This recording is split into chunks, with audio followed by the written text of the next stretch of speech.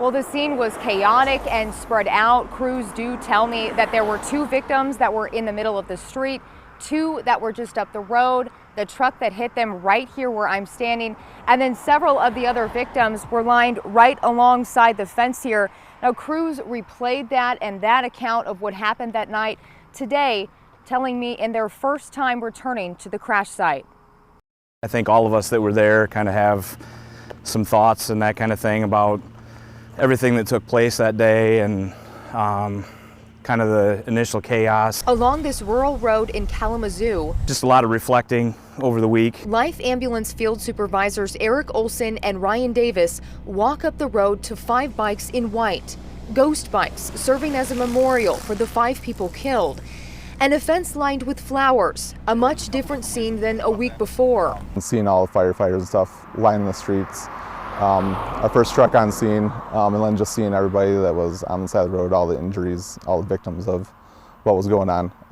Definitely a lot to take in all at once. In a rare move, County Dispatch directly called Life EMS, requesting multiple ambulances to the scene of several bicyclists hit by a truck on Westnedge June 7th. Davis was tasked with helping one of the surviving victims. Yeah, it always feels good when you can help someone. You know, a tragedy, I guess there's some good that comes of it. There was 2 people right up here kind of in the roadway. There was 2 people that were over on the far side of that little pavement slab that's there.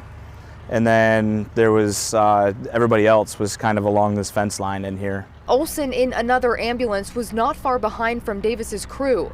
He helped coordinate crews across the scene that he says spanned more than 100 yards. And in your 18 years, I mean, where do you put this call? Where does this fall for you? I would definitely say this is probably one of the worst calls that I've been on as far as from a mass casualty standpoint. Dealing with it, seeing it, and kind of coming back and I guess reliving it a little bit and remembering kind of what went on.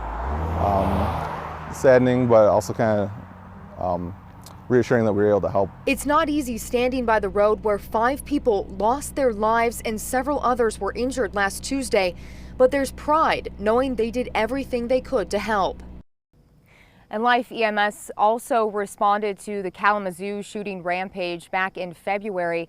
Now, along with the community having resources, EMS crews have resources as well. In dealing with tragedies like this, we're told that they do have resources if they need somebody to talk to.